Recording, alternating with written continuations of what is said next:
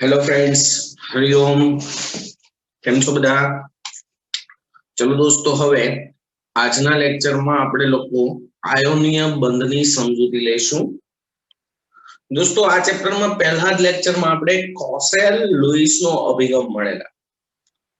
હવે જો કોસેલ લુઈસના અભિગમ દ્વારા આયનીય બંધની સમજૂતી લઈએ તો તે મુખ્ય બે બાબત પર આધાર રાખે. હવે આયોનીય બંધ, આયોનીય સંયોજન બને કેવી રીતે? તો પહેલા તો તટસ્થ પરમાણુમાંથી તેના અનુરૂપ આયનો બનવા પડે, ધન આયન અને ઋણ આયન. એટલે તટસ્થ પરમાણુઓથી ધન આયન અને ઋણ આયનનું બનવું પહેલી વાત. એ સરળતાથી બને તો જ ઝડપથી આયનીય બને. અને ત્યારબાદ બીજું, આ જે આયનો છે એની સ્ફટિક લેટિસમાં ગોઠવણી થવી, તો આયોનીય સંયોજન બને, નહીતર બને નહીં. તો પહેલી વાત આપણે લોકો કરીએ દોસ્તો કે કોસેલ લુઈસના અભિગમ દ્વારા કોસેલ લુઈસના અભિગમ દ્વારા આયોનીય બંધની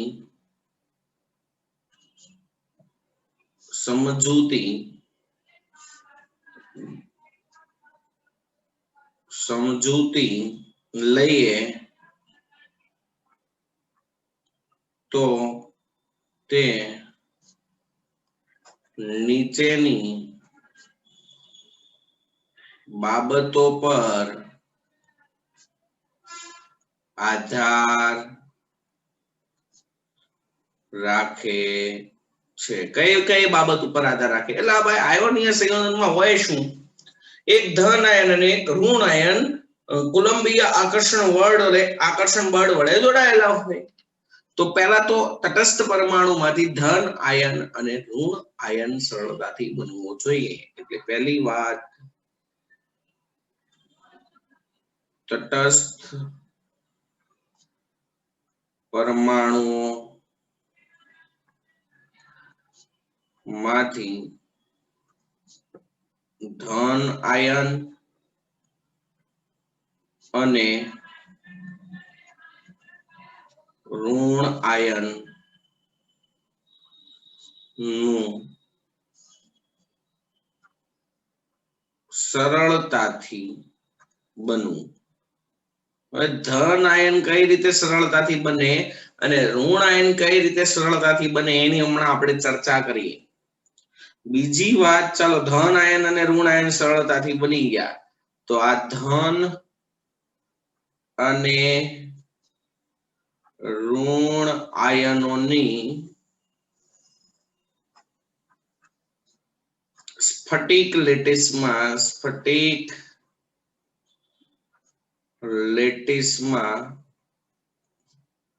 ગોઠવણી થવી. આ બે વસ્તુ થાય એટલે આયોનીય સંયોજન બની જાય. બરાબર છે. હવે દોસ્તો, તટસ્થ પરમાણુમાંથી ધન આયન ક્યારે બને? જ્યારે તે ઇલેક્ટ્રોન ગુમાવે. તો વાયરુપ તટસ્થ પરમાણુમાંથી એક મોલ ઇલેક્ટ્રોન દૂર થાય અને તેને અનુરૂપ ધન આયન બને. આ દરમિયાન ઇલેક્ટ્રોન એમને એમ ના ગુમાવે, દરમિયાન ઉર્જા આપવી પડે. એ દરમિયાન જે ઉર્જાની જરૂર પડે એને કહેવાય તેની આયનીકરણ એન્થાલ્પી. હવે સરળતાથી ધન આયન ક્યારે બનશે? આયનીકરણ એન્થાલ્પીનું મૂલ્ય ઓછું હશે તો. એટલે પહેલી વાત,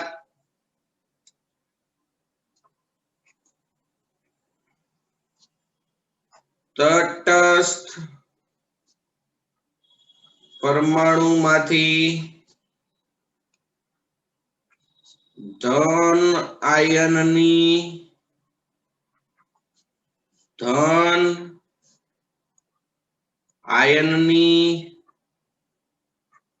પ્રાપ્તિ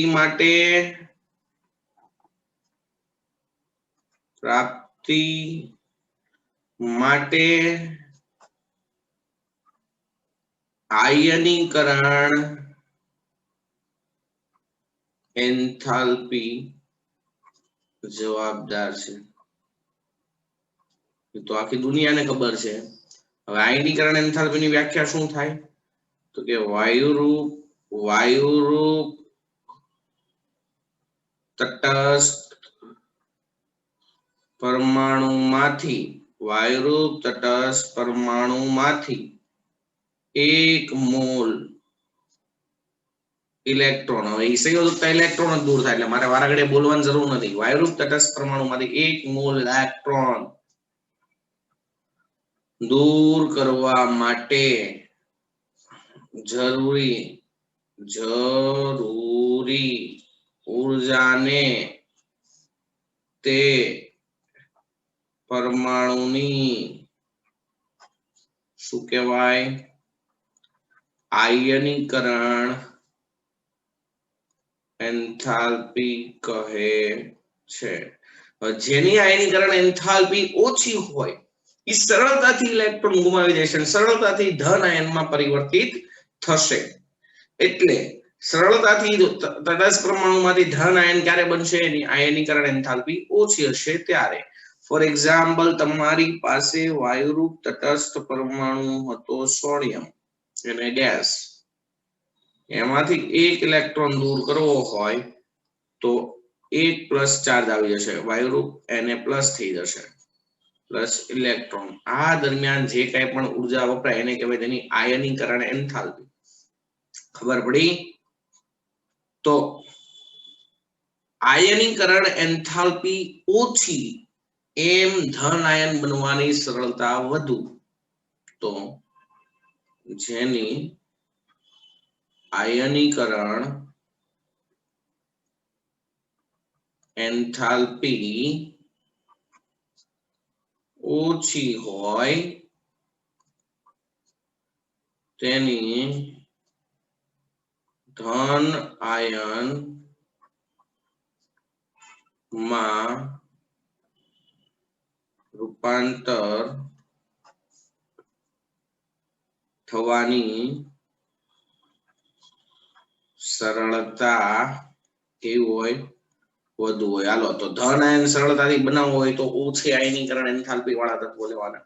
હવે ઋણ આયનની વાત કરીએ તો તટસ્થ પરમાણુમાંથી ઋણ આયનની સરળતાથી પ્રાપ્તિ માટે જવાબદાર છે ઇલેક્ટ્રોન પ્રાપ્તિ એન્થાલ્પી. બરાબર? તટસ્થ પરમાણુમાંથી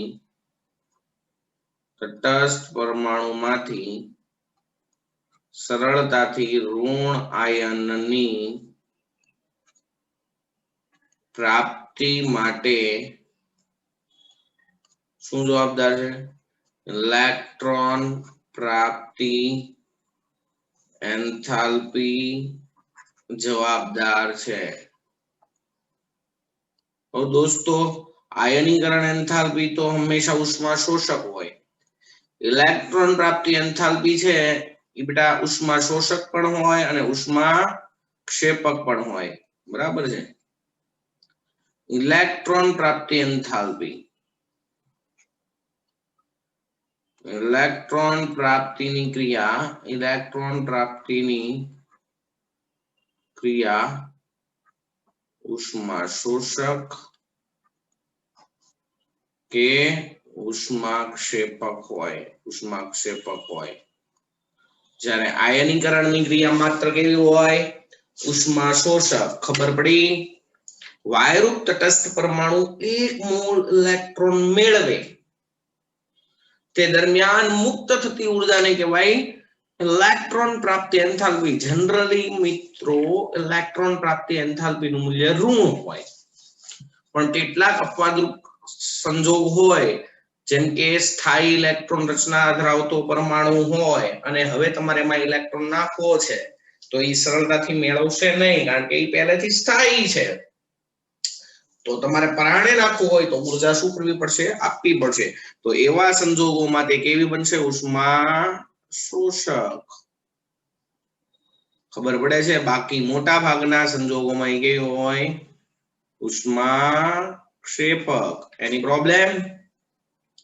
ચાલો, તો ઇલેક્ટ્રોન પ્રાપ્તિ એન્થાલ્પી એટલે શું થાય? વાયુરૂપ તટસ્થ પરમાણુ, વાયુરૂપ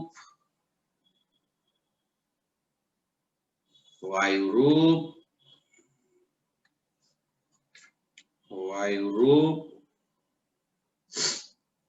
તટસ્થ પરમાણુ 1 મોલ ઇલેક્ટ્રોન મેળવે તે દરમિયાન મુક્ત થતી ઊર્જાને તેની ઇલેક્ટ્રોન પ્રાપ્તિ એન્થાલ્પી કહે છે। હવે દોસ્તો ઇલેક્ટ્રોન પ્રાપ્તિ એન્થાલ્પીમાં કેવું હોય, જે પરમાણુની ઇલેક્ટ્રોન મેળવવાની સરળતા વધુ તેની ઇલેક્ટ્રોન પ્રાપ્તિ એન્થાલ્પીનું મૂલ્ય વધુ ઋણ હોય। જે પરમાણુની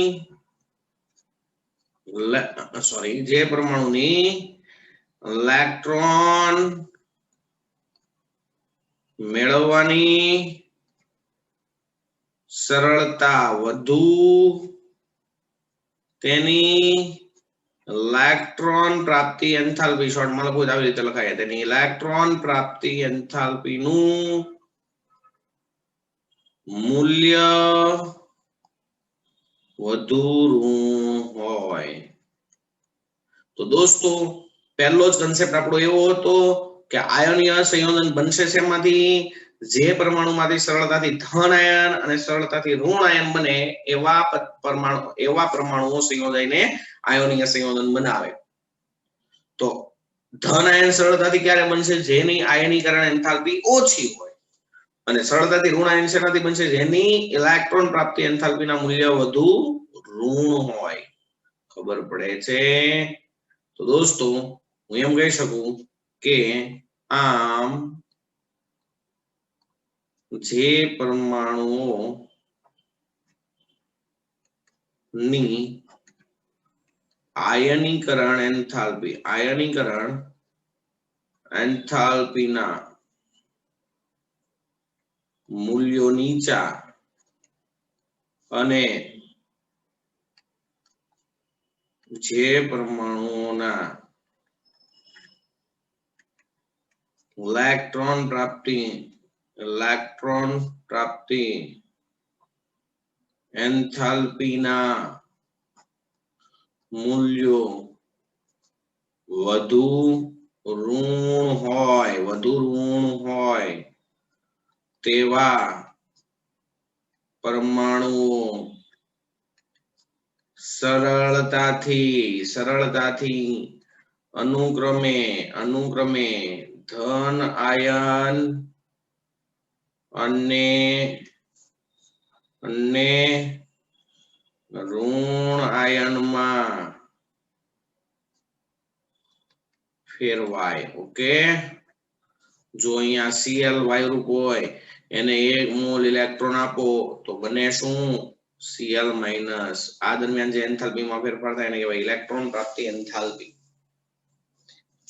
આમાં કેવું હોય, ધન આયન એ પણ અષ્ટકની સ્થાયી રચના પ્રાપ્ત કરી દીધી હોય, ઋણ આયન હોય એ પણ અષ્ટકની સ્થાયી રચના પ્રાપ્ત કરી દીધી હોય। આ ધન આયન અને ઋણ આયન જે ઓલરેડી સ્થાયી છે એ લોકો કુલંબીય આકર્ષણ બળ દ્વારા પ્રબળતાથી જોડાઈને આયોનીય સ્ફટિક બનાવે।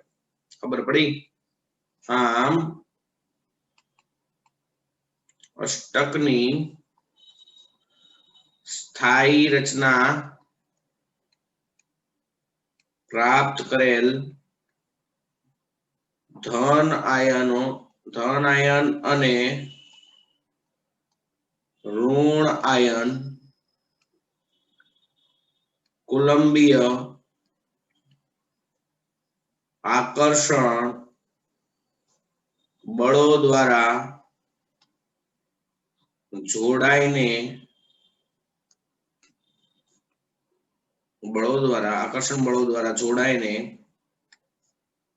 ત્રિપરિમાણમાં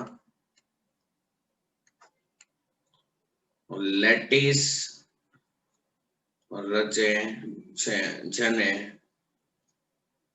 આયોનીય સંયોજનો કહે છે। ઓકે, એની પ્રોબ્લેમ વળી દોસ્તો આ ધન આયન અને ઋણ આયન એકબીજા સાથે જોડાયા અને બંધ દ્વારા ત્યારે પણ ઉર્જા મુક્ત થાય.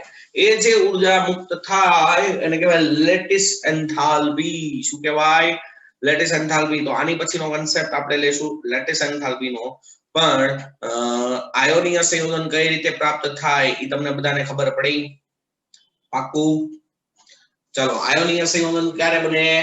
પહેલી વાત, તટસ્થ પરમાણુમાંથી ધન આયનની પ્રાપ્તિ થાય અને તટસ્થ પરમાણુમાંથી ઋણ આયનની સરળતાથી પ્રાપ્તિ થાય ત્યારે આયોનીય સંયોજન બને. તટસ્થ પરમાણુમાંથી ધન આયનની પ્રાપ્તિ માટે જવાબદાર કોણ? આયનીકરણ એન્થાલ્પી. તટસ્થ પરમાણુમાંથી ઋણ આયન બનવા માટે જવાબદાર કોણ? ઇલેક્ટ્રોન પ્રાપ્તિ એન્થાલ્પી. તો ધન આયન સરળતાથી ક્યારે બનશે? તો કે આયનીકરણ એન્થાલ્પીનું મૂલ્ય ઓછું હશે ત્યારે. ઋણ આયન સરળતાથી ક્યારે બનશે? ઇલેક્ટ્રોન પ્રાપ્તિ એન્થાલ્પીનું મૂલ્ય વધુ ઋણ હશે ત્યારે. તો આયનીકરણ એન્થાલ્પીનું મૂલ્ય નીચું અને ઇલેક્ટ્રોન પ્રાપ્તિ એન્થાલ્પીનું મૂલ્ય વધુ ઋણ હોય તેવા પરમાણુઓ સરળતાથી અનુક્રમે ધન આયન અને ઋણ આયનમાં રૂપાંતરણ થાય અને આ ધન આયન અને ઋણ આયન કુલંબીય આકર્ષણ બળ દ્વારા ત્રિપરિમાણમાં લેટિસ બનાવે એને કહેવાય આયોનીય સંયોજન. ઓકે, તો મોટા ભાગે દોસ્તો ધન આયન ધાતુના હોય અને ઋણ આયન અધાતુના હોય. પણ અપવાદમાં કેટલાક આયોનીય સંયોજનમાં એમોનિયમ આયન ધન આયન તરીકે હોય છે. બરાબર છે? મોટા ભાગે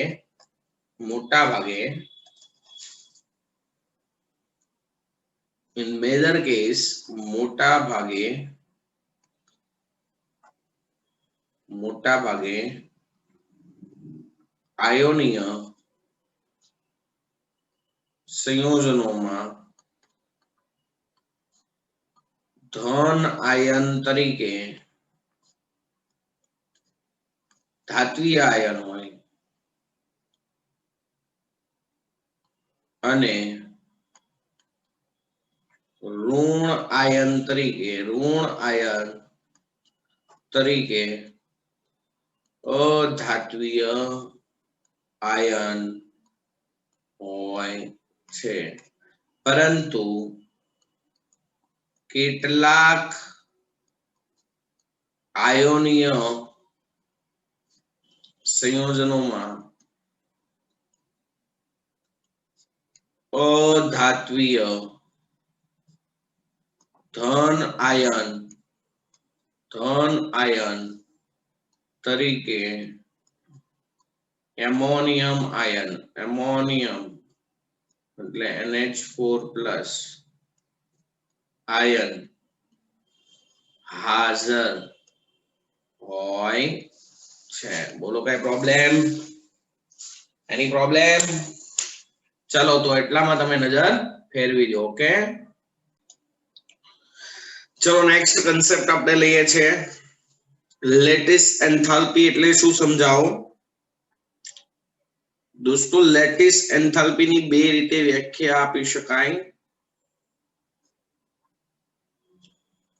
લેટિસ એન્થાલ્પી એટલે શું સમજાવો? બરાબર છે દોસ્તો? આયોનીય સ્ફટિકમય ઘન પદાર્થ હોય એમાં ધન આયન અને ઋણ આયન ત્રિપરિમાણમાં જે ચોક્કસ બિંદુએ ગોઠવાયેલા હોય એને લેટિસ બિંદુ કહેવાય. અને ત્રિપરિમાણમાં જે એની ગોઠવણી થયેલી હોય એને લેટિસ સ્ફટિક લેટિસ કહેવાય. તો દોસ્તો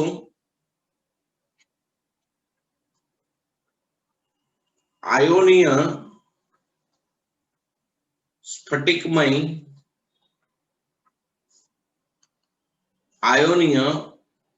સ્ફટિકમય ઘન પદાર્થમાં ધન આયનો અને ઋણ આયનો જે સ્થાને ગોઠવાયેલા હોય તેને લેટિસ બિંદુઓ કહે છે. અને ત્રિપરિમાણમાં આ પરમાણુઓ જે આયનો ત્રિપરિમાણમાં ગોઠવણી કરીને જે ભાત બનાવે એને કહેવાય સ્ફટિક લેટિસ. આ આયનો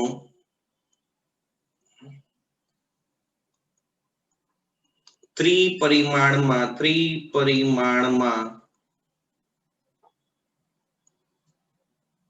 ચોક્કસ રીતે ગોઠવાઈને સ્ફટિક લેટિસ બનાવે છે. શું બનાવે છે?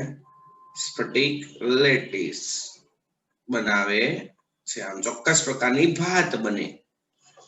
બરાબર છે. તો આ આયોનીય સ્ફટિકમય ઘન પદાર્થ, 1 મોલ આયોનીય સ્ફટિકમય ઘન પદાર્થમાંથી વાયુરૂપ ધન આયન અને ઋણ આયનોને અલગ પાડવા માટે જે ઉર્જા આપવી પડે એને કહેવાય લેટિસ એન્થાલ્પી. બે રીતે લેટિસ એન્થાલ્પી ની વ્યાખ્યા આપી શકાય. પહેલી વ્યાખ્યા હું આવી આપું છું. 1 મોલ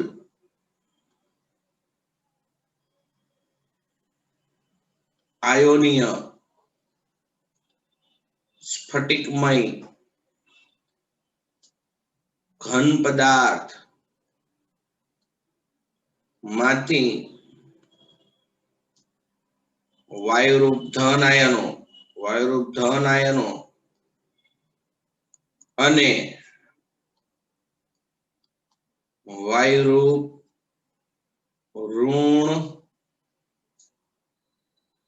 આયનોને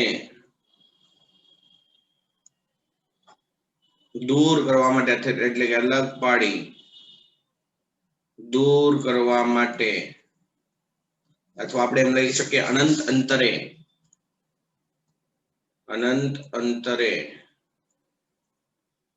લઈ જવા